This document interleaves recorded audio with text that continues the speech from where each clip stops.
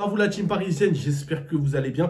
Aujourd'hui, nous allons parler d'un thème que nous n'avons pas l'habitude forcément d'aborder. On va parler de Choupo-Moting qui n'est plus actuellement au Paris Saint-Germain, mais il est au Bayern. D'ailleurs, l'équipe qu'on va affronter pour les huitièmes de finale, le 14 février. On va parler de lui parce que beaucoup de gens sont venus me voir dans les commentaires et m'ont dit que oui, regarde, t'as vu comment Choupo-Moting il est devenu fort. Est-ce que le vrai problème, c'est pas le Paris Saint-Germain? On va l'expliquer, mais d'abord générique.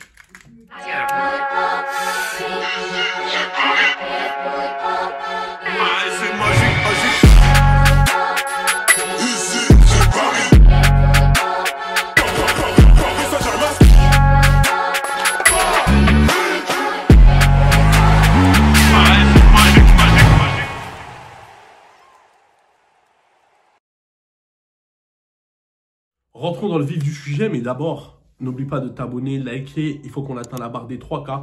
Faites grandir la chaîne. Il faut que vous likiez au maximum pour que YouTube mette en avant ma page.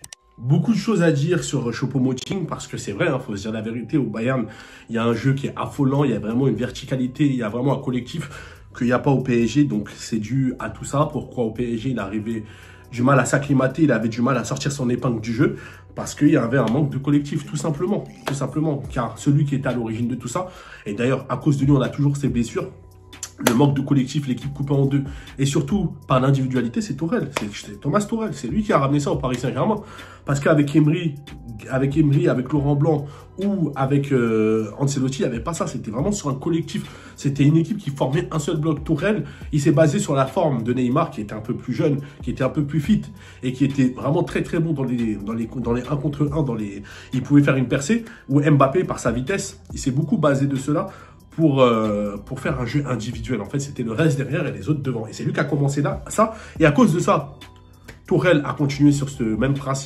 principes-là. Et avec Galtier, bon, il y a un peu du mieux, mais c'est quand même individuel. Les buts sont quand même individuels. C'est souvent la M&M qui marque et donc ça fait quand même un problème. Tout ça, ça vient de quelque chose et c'est Thomas Tourelle. Et donc, Choupo-Moting, quand il est arrivé en fin de mercato. Il est arrivé en mercato 2018-2019, ce mercato-là. Beaucoup de gens ne le voulaient pas. Même moi, je vous dis la vérité, je l'ai beaucoup critiqué d'ailleurs au Paris Saint-Germain, mais là, je prends du recul. Le recul, c'est que là, il n'est pas pareil. Il n'est pas pareil que lorsqu'il était au Bayern. Au Bayern, là, on le voit qu'il est beaucoup mieux. Il se sent vraiment bien. Et surtout que c'est un joueur capital dans le système de jeu de Nagelsmann. Nagelsmann lui montre une confiance. Et surtout que on voit une équipe du Bayern qui est quand même très offensive, qui lâche le ballon très rapidement.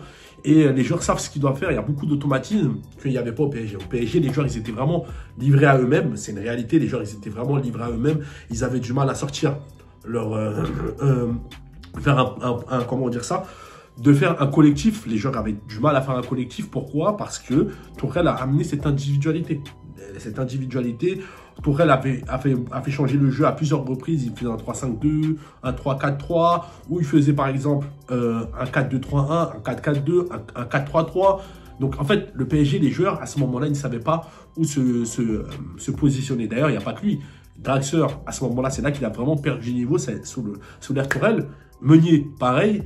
Gay, pareil. Il était très bon à ses débuts, mais après, par la suite, lui aussi, il a coulé parce que les joueurs, ils n'avaient plus de repères. Tout simplement. Et ça a été la même chose pour Choupo-Moting. Choupo-Moting, il avait du mal à sortir vraiment un côté, sa force. Pourquoi? Parce que, tout simplement, le jeu était individuel. On voit que dans un groupe qui est soudé, où il y a un collectif, où il y a des joueurs qui sont solidaires, tu vas trouver une force que tu ne trouveras pas lorsque tu seras tout seul. Ça, c'est une réalité. Et c'est pour ça que, à part le match contre l'Atalanta Bergame, où on nous a sorti du pétrin, passe décisive à Marquinhos et le but que Mbappé lui a mis, la passe décisive. Voilà, c'est le seul match, la seule match référence que Choupo-Moting a pu nous apporter. Mais à part ça, rien. Parce que Tourelle ne lui faisait pas confiance, il ne le faisait pas jouer. Je me rappelle qu'il y avait une saison, je me rappelle, est-ce que c'était pas la dernière saison où il ne l'a pas mis dans la feuille de match? Oui, c'était la dernière saison, il ne l'avait pas mis sur la feuille de match. Donc il y a beaucoup de faits. Il y a beaucoup de faits, c'est clair. Et c'est pour ça que quand le PSG, ils ont redemandé à Choupo-Moting de prolonger, il a dit non. Il a dit, je préfère aller dans un club où il y a du collectif, où les joueurs et le coach va mettre en avant, contrairement au Paris Saint-Germain, on ne l'a pas mis en avant. Bah, justement, on regarde juste Cavani. Cavani, regardez bien, quand Neymar et Mbappé sont venus, ça a créé un dysfonctionnement en attaque. Ça a créé un dysfonctionnement où on joue que pour eux et plus pour le neuf. Et donc, en fait, depuis ce moment-là, à chaque fois qu'on a ramené un neuf, que ce soit Icardi, Cavani ou que ce soit Choupo-Moting, bon, Choupo-Moting, même si vous allez me dire à la base, c'est pas un vrai neuf, c'était un 10 quand il était à Stoke City ou à Mayence, mais actuellement, il est utilisé en tant que neuf. Et il peut faire le rôle de neuf.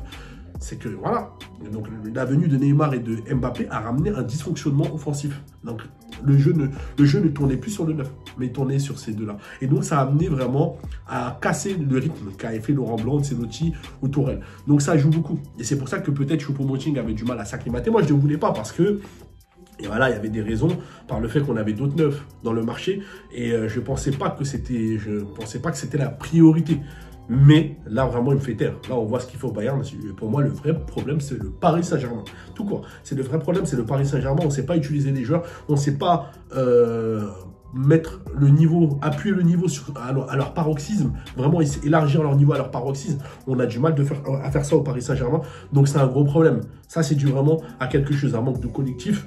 Et voilà. Donc là, j'espère vraiment que les joueurs qui vont venir par la suite, et on le voit que maintenant, depuis que Tourelle avait ramené ce côté individuel au PSG, que maintenant, les joueurs, c'est très facile, c'est très difficile pour eux de s'acclimater. On regarde à Carlos Soler, on regarde Mukiele. Il y a beaucoup de joueurs, en fait, ils ont du mal. Parce que pour eux, pour se sentir mieux, il faut qu'il y ait un collectif, il faut il faut que ça tourne le ballon, okay, que les gens lâchent le ballon plus rapidement. C'est très facile. Et le problème au Paris Saint-Germain, c'est qu'il y a un manque d'automatisme. Mais pourquoi? Par le fait qu'un tel garde trop le ballon, donc l'autre, il fait un appel, on ne lui donne pas. Donc finalement, le latéral qui monte de base, il ne va pas monter parce qu'on ne va pas lui donner de ballon à tel moment. Donc voilà, ça fait qu'après, finalement, le joueur, il est bridé. Ou le milieu de terrain qui garde trop le ballon, au lieu de la mettre au bon moment, quand quelqu'un fait un appel, on ne lui met pas. Donc c'est ça, au lieu de jouer dans les 1-2, dans les petits périmètres comme il le faut. Voilà, donc en fait, c'est un vrai problème, c'est un gros problème. Et surtout, l'individualité. On se base que sur les 3 devant. Alors que normalement, toute équipe peut être impliquée un but. C'est pas que les 3, justement, qui peuvent être à l'origine d'un but. Donc ça, c'est le gros problème au Paris Saint-Germain. Réfléchis d'année en année, je me dis une chose, c'est que le problème au PSG, c'est qu'on voit d'année en année que le vrai problème, c'est vraiment le PSG. On ne sait pas utiliser les joueurs. On ne fait pas confiance aux jeunes. On ne fait pas confiance aux recrues, aux nouvelles recrues. On ne les met pas dans des bonnes conditions. Ça joue aussi dans leur performance. Et quand les joueurs ils quittent, ils vont dans un autre club, ils se sentent beaucoup mieux. Le 9, il n'est pas utilisé à bon escient. On n'a pas un milieu de terrain qui est vraiment créatif. On ne met pas les 8 dans des bonnes conditions comme Verratti. On ne le met pas beaucoup plus haut. Et Vitinha, ça va permettre peut-être de trouver de la densité dans le jeu. On n'a pas de 6. Ça joue beaucoup. Une équipe qui est très bas. Okay, une équipe qui est coupée en deux. Des attaquants qui sont livrés qu'à eux-mêmes et il n'y a pas de soutien. Donc, il y a beaucoup de choses à dire dans ce PSG. Donc, tu vas ramener un joueur. Comment va-t-il s'imposer dans un système comme ça? Sauf si c'est Vitinha. Vitinha, oui. Mais sinon, c'est très rare. C'est vraiment très rare.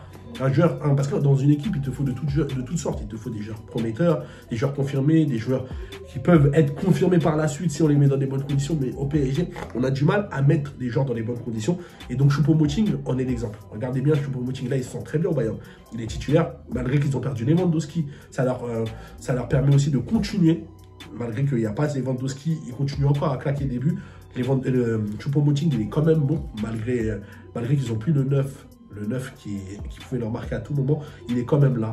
Il peut apporter, que ce soit dans les passes décisives, que ce soit dans les buts. Il est bon de la tête, il a une détente. Voilà, parce que ça joue pour tout le monde. Ça joue pour tout le monde. Et surtout que chacun a sa pierre à l'édifice à mettre dans cette équipe-là. Tandis qu'au PSG, non.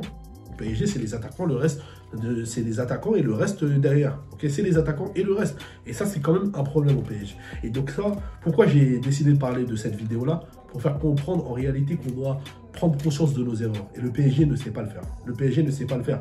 Voilà, on a trop chouchouté les stars. Nasser Al-Khelaifi qui parle en début de saison et qui dit oui, regardez, le Paris Saint-Germain, nanani, il n'y aura plus de stars. Celui qui n'est pas content, il n'a qu'à partir. Galtier qui dit oui, dès le début de la saison, oui, il n'y a pas de cadre, il n'y aura pas de cadre, il n'y a pas de statut. Mais c'est si. En réalité, vous vous contredisez tous. C'est toujours pareil. Tourelle, c'était pareil. Pochettino, c'était pareil. Vous vous contredisez tous en réalité.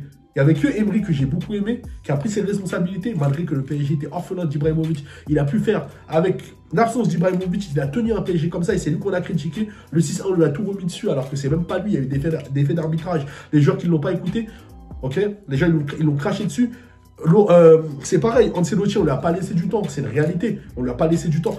On a voulu trop mettre les charrettes avant les bœufs. On lui a dit si tu perds le match contre Reims, ça y est, on va te virer, ou contre Porto, alors qu'on était déjà qualifié, on va te virer. Donc comment voulez-vous, en fait, comment voulez-vous qu'un coach il peut se sentir à l'aise s'il n'a pas la confiance de ses dirigeants? On nous a fait croire que justement ils allaient signer une charte des joueurs en début de saison avec Campos, mais il n'y a rien qu'à changer. C'est toujours pareil.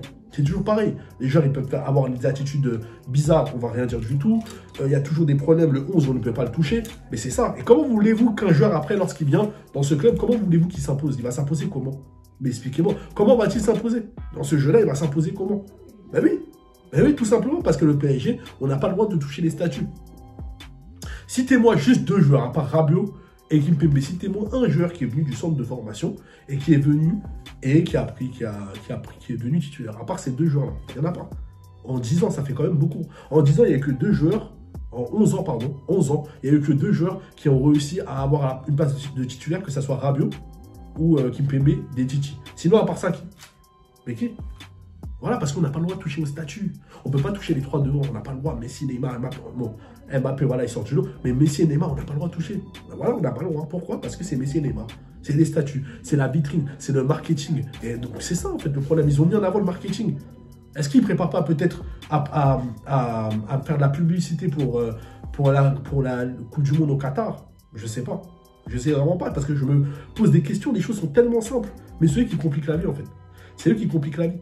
Donc c'est compliqué en fait, c'est vraiment très très compliqué. Regardez Ramos, Ramos n'est pas bon depuis le début de la saison, mais Danilo qui est très très bon depuis le début, on ne le fait pas jouer titulaire, mais pour quel motif? Et donc c'est ça, il y a toujours des problèmes, ce club, c'est vraiment l'anarchie, c'est l'anarchie.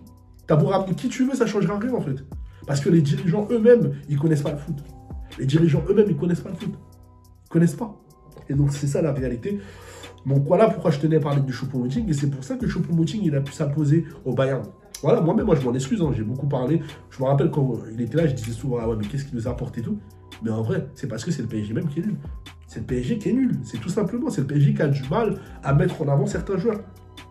Okay, pour eux, soit tu es confirmé, soit tu ne l'es pas, mais c'est pas comme ça. Un joueur, des fois, ça va mettre du temps. Le temps qu'il s'acclimate, ben oui, ça va mettre du temps et ça, il faut savoir l'accepter. Mais le PSG, non. Le PSG, non. C'est toujours la même chose. Et donc, c'est ça le problème.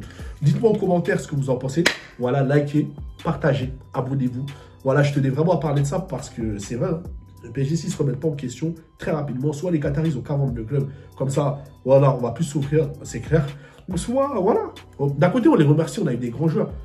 Mais après, c'est comme demain, quelqu'un qui ne sait pas conduire quelqu'un qui sait pas conduire une Schumacher, il ne sait pas conduire une voiture de Schumacher, voilà, comment va-t-il faire? Il va faire comment?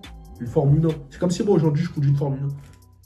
C'est vraiment que je vais l'exploiter la Formule 1 si je n'ai pas un minimum de connaissances, un minimum de pratique. Et bah c'est la même chose. Tu prends un club, le club, tu le connais, tu sais pas le gérer, bah ça va amener à des dégâts. Même si tu as beau ramener qui tu veux, les Power Rangers, les Avengers, je sais pas qui, Spider-Man, ça ne changera rien du tout. Ça ne changera rien.